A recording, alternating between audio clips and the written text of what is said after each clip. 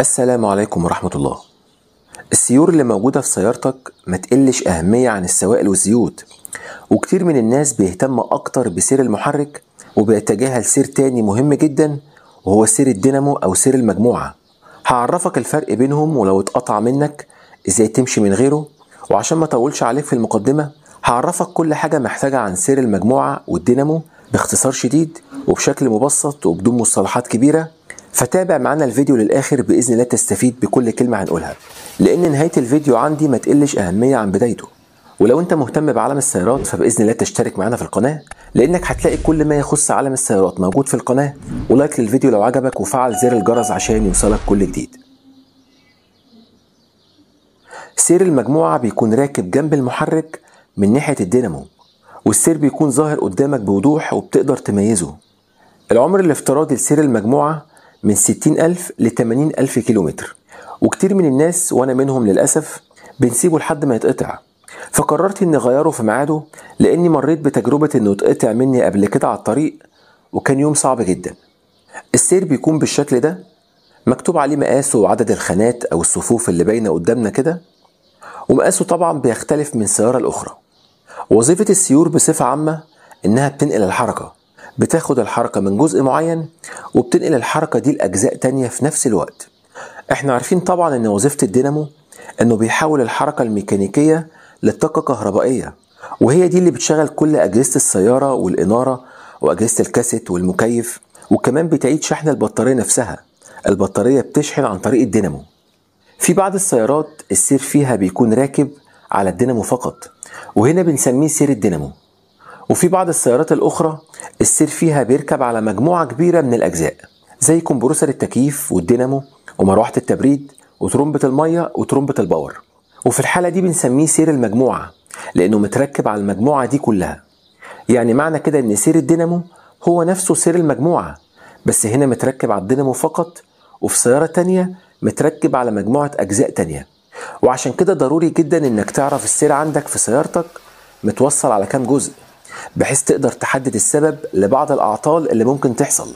لأن السير لو متركب على الدينامو بس فالعطل هيبقى من الدينامو فقط، لكن لو السير متركب على أجزاء تانية فالعطل هيبقى في كل الأجزاء اللي متركبة عليها، واللي فيه منها بيكون ليه خطورة كبيرة جدا. وهنوضح الأعطال دي في آخر الفيديو عشان نبقى ماشيين بالترتيب. طيب، سير المجموعة أو الدينامو بيركب إزاي، وبياخد حركته منين، وإزاي بيوصلها لباقي الأجزاء اللي قلناها عشان تاخد أداء مثالي من السيارة؟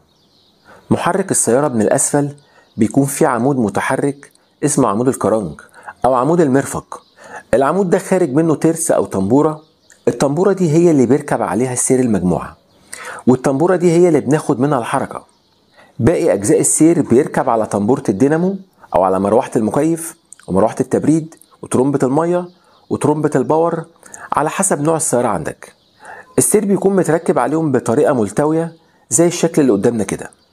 وفي بعض السيارات بيكون متركب عليه شداد علشان يخلي السير مشدود وغير مرتخي، ومتركب عليها كمان بكر مدور زي كده عشان يسهل حركة السير في الالتواء والالتفاف في اتجاهات مختلفة.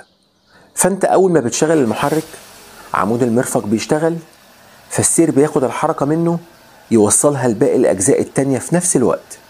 وطول ما المحرك شغال فالأجزاء دي شغالة باستمرار.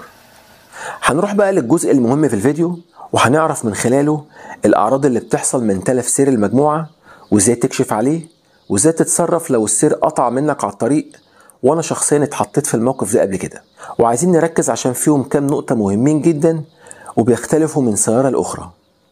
رقم 1 في أعراض تلفه، هتلاقي لمبة البطارية نورت عندك في الشاشة. رقم 2، أول ما بتشغل المحرك هتسمع صوت صفارة عالية جاية من ناحية الدينامو، والصوت ده هيبقى بسبب يا إما السير مرتخي ومحتاج يتشد، أو بسبب إن عمره الافتراضي انتهى ومحتاج يتغير. هتلاقي في تذبذب في الإنارة عندك، سواء في الكشافات الخارجية أو في لمبة الصالون من الداخل، لأن الدينامو مبقاش قادر يشحن البطارية، فبالتالي الكهرباء بتكون ضعيفة ومش قادر تشغل الإضاءة. رقم 3، ودي مهمة جدا، لو السيارة عندك السير فيها متركب على مروحة التبريد وترمبة المية، وبكده الأجهزة دي هتتوقف عن العمل، فبالتالي ده هيرفع معاك حرارة المحرك. علشان كده قلت لك في البداية لازم تعرف سير المجموعة عندك متركب على كام جزء، لأن ارتفاع حرارة المحرك ليها أكتر من سبب، ومن ضمن الأسباب دي سير المجموعة. طب هتعمل إيه لو السير اتقطع منك وانت ماشي على الطريق؟ طبعا لو انت في وسط المدينة فبصفة عامة التعامل في المدينة وفي وسط الخدمات بيكون أسهل، أما لو ماشي على طريق صحراوي وفي وقت متأخر فهنا بتكون الصعوبة. أولا هتخفف السرعة وهتمشي على يمين الطريق وتشغل الانتظار علشان اللي وراك يعرف انك عندك مشكلة، وعشان السيارة لو فصلت منك فجأة تبقى انت ماشي في امان على يمين الطريق. هتفضل ماشي زي ما انت، وهتفصل كل انوار الصالون والكاسيت والمكيف والكشاف، هتفصل كل حاجة وهتشغل الانتظار فقط عشان توفر في كهرباء البطارية، لان خلاص الدينامو مبقاش شغال، وبالتالي انت هتمشي على الكهرباء اللي باقية في البطارية، ودي في احسن الظروف بتمشيك متوسط 100 كيلو متر على حسب الكهرباء اللي متخزنة في البطارية وعلى حسب حالة البطارية. لو الطريق مفهوش إنارة كافية فهتشغل الكشاف الواطي، ولو تقدر ممكن تحاول تمشي ورا سيارة تكون ماشية قدامك على الطريق وتاخدها دليل تعتمد على نورها وتديك أمان إن الطريق قدامك سليم ومفهوش مشاكل لحد ما توصل لأقرب مكان فيه خدمات. ولو نوع السيارة عندك متركب فيها ترمبة المية ومروحة التبريد على سير المجموعة، يبقى طول ما انت ماشي على الطريق هتراقب درجات الحرارة كويس جدا. لو لقيت مؤشر الحرارة عدى النص بشرطة واحدة، وده للأسف اللي هيحصل، يبقى تركن السيارة وما تتحركش بيها تاني عشان ما تدخلش نفسك في مشكلة أكبر. طب لو عايز تريح نفسك من البهدلة دي كلها وما توصلش لكده بتعمل ايه؟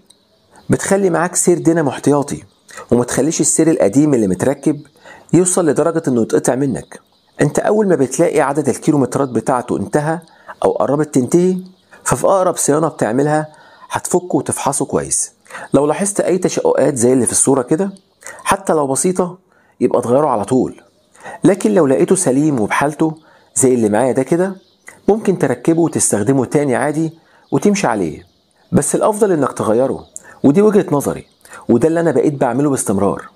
انا هركب سير جديد ومش هرمي القديم، انا هحتفظ بيه في شنطة السيارة احتياطي، وفي حالة ان حصل حاجة في الجديد هشتغل بالقديم مؤقتا. انا حتى لحد الان محتفظ بسير التقسيمة او سير المحرك القديم عشان لو حصل اي مشكلة.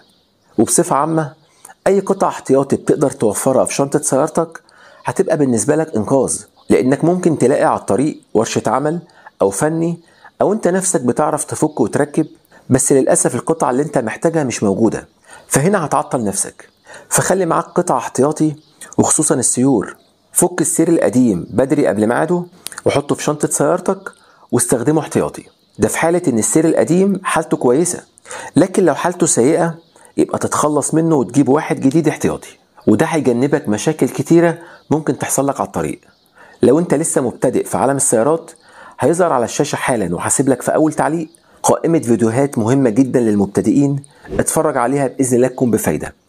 أتمنى أكون وصلت معلومة. لو الفيديو عجبك لايك للفيديو واشتراك في القناة وفعل زر الجرس عشان يوصلك كل جديد. والسلام عليكم ورحمة الله وبركاته.